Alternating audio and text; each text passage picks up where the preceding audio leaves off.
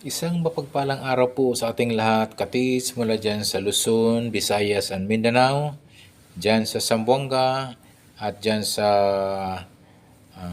Mexico. Muchas gracias, amigo. Bago pa pala ako pong patuloy sa pagdikod, at ito'y napaganda pong treasure marker na pinadala po ng ating katiits. At maraming maraming salamat pala katiits sa inyong pagtitiwala na ako'y napili mo sa pagpadikod at pag-analisa na inyong nakita po dyan sa inyong lugar na treasure markers mga katiits. Ito po yung napaka-legit treasure marker at isa talagang man-made na ito po ay ginagawa talaga ng ito'y lalo na po yung anim na spoke, yung anim na butas ay talagang sadyang inuukit po sa bato mga katiits. Ako po yung nagpapasalamat po sa aking subscriber. Maraming maraming salamat po sa mga aking walang sawang pagsubaybay, mga followers ko po, sa mga viewers. Thank you so much for watching mga katiits sa aking YouTube channel mga katiits. So, sana po mga katiits sa inyo pong tulungan. Ito yung napakaliit lamang po pa ang aking YouTube channel. Nag-umpisa pa lang ako dito. Sana po ito'y lumaki at ito po'y mula po sa inyong tulong katiits. Ako po mga katiits, yung mga mayroon pa lang nagsasabi po sa aking comment section po na saan po pwedeng ipadala po ang mga picture po ng treasure marker, sign and symbols po. Pwede niyo po ipadala po ang mga picture po ng mga treasure markers, symbols and sign sa aking Facebook page, Alejandro Sanchez. Yung aking profile po doon, naka-seed po ako doon, naka-sunglass po. Piliin niyo po. I-add friend niyo muna ako mga katiits para kayo po ay makapasok po at pa yun kapagpadala o maisin niyo po yung treasure, markers, treasure sign, and symbol sa akin mga katiits. Po mga katiits,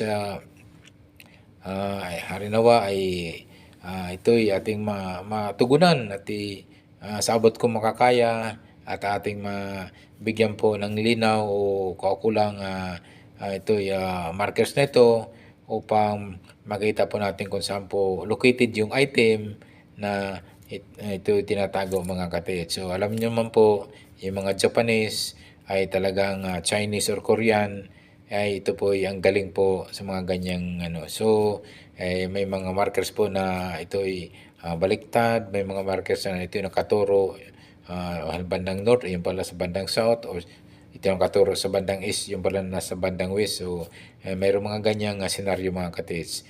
Okay po, maraming maraming salamat po sa inyo talaga po mga katiits. Excuse me. Yes, tuloy na po tayo sa ating pagdinikod po. So ito po isang ito yung napagandang treasure marker. So ito po may anim na spoke hole na nakaukit po sa itong mismong markers mga katiits. Ito po mga katiits isang puzzle markers to ito dahil para siyang ito yung pagka nakatandaan ko po at meron akong isang video po na napadala na treasure natin na ito yung limang palaga halos parang ganyan po yung kanyang pagka shape o pagka butas po. Sabagay palakaho yun at ito naman butas o ito yung spoke hole at tinatawag. At ang alignment po nito ay ito'y nakapaikot po yung apat na ano at mayroong butas sa gitna. So eksakto po yung ano at mayroong na hiwalay po na medyo may kalakihan pong butas. Ito po ay nagtutukoy po ng item po mga katiits. So yun po ay ating titingnan po, himay-himayin po natin, isa-isahin kung ano po yung mga kanyang pwedeng mga arrowhead, pwedeng mga sign o pointers na makikita po natin kung saan tayo pwede dadako o saan tayo babaling po mga katiits. So yan po mga katiits, huwag niyong kaligtaan po mga katiits yung mga treasure marker, posible po mayroong tinatawag na rack enclosed items mga katiits. So pwede niyo pong pukpukin po ng maso yan. Alam niyo po yung tunog solid at alam yung tunog ampaw. Pag sabi tunog ampaw, medyo haguko ang ilalim yan, posible pong may item po o giveaways yan na mismo sa treasure marker yan katiits. So yun yung pinapaalala po natin lagi sa ating mga katiits na huwag nilang kalimutan sa pag-check mismo ng yung markers mga katiits, lalo na kung medyo may kalakihan yan kasi nga kayang-kayang lagyan po, kaya-kayang magbutas po at ito'y tatakpan lang po ng takip po na ito'y pwedeng semento o man-made cement na ito'y gagawin lang nila na para pumarehas doon sa natural rock mga kate. So, yun nga, huwag niyong kalitaan sa pag-check mismo sa pinaka-marker. Pwede niyong pukpukin ng maso or mga bagay na tigas at ito'y tutunog po yung solid or ampaw mga katiits. So, yun po. Kaya nga po ay lagi ko pong pinaalala na huwag niyong kaligtaan sa pag-detect. Pwede niyong i-detect po ng metal detector. Pwede niyong i-detect po ng gold locator po yung mismong treasure markers. Mayroon pa ako napapansin mga katiits na ito yung isang treasure marker ay medyo batulis po at mayroong nakapaturo dito sa may baba niya, sa may in between po south and east mga katiit. So, tingnan nyo din po yan. I-check nyo po yung layo po ng mga hanggang 4 meters, 1 to 4 meters or 3 meters dyan. Dyan sa palagitnaan po ng south and east. I-check nyo po, baka mayroon niyang coordinated markers o tinatawag na countersign markers na yung kasing mga ganyang coordinated markers or countersign markers ay pwede po naroon po yung IP mga katiit. So yan po, pag sinasabing kung malaki po, medyo malaking bato ito o big boulder na matatawag po natin, o matatawag natin na big boulder sign, yan po kasi madalas lang po makikita po natin sa mga big rock na hindi kayang galawin, hindi kayang i-move po yung so intact po ay manatili po talaga na kaya nga po tinatawag na BBM o tinatawag na BBS, tinatawag na big boulder markers o tinatawag na big boulder sign mga katiis. So yung po mga katiis ay yung bandang ito in between po sa palagitan po ng south and east, i-check nyo po at baka mayroon po yung counter sign or counter o marker, coordinated marker mga katiits. So baka hindi lang yun, baka mayroon pong mga old tree, old century tree na pwede ring maging coordinated markers o countersign markers katiits. So yan po, tandaan nyo lang po kapag medyo malaki po yung treasure marker ay sigurado ako na mayroon niyang countersign marker. So yun yung katandaan nyo po. Kapag malaki po yung treasure marker, mga big boulder markers na o big boulder sign, mayroon po niyang coordinated marker o mayroon niyang countersign marker sa kanyang malapit lang. So, yun yung i-check nyo po, pagkatandaan mga katiits. So, ayan po, mayroon ko napansin yung kanina mga katiits na yung limang hole mga katiits ay talagang naka-align po siya, yung apat na at mayroon niyang hole sa gitna. So, para siyang kung naka-square mga katiits. Square na yung isang spoke, isang hole ay nasa gitna.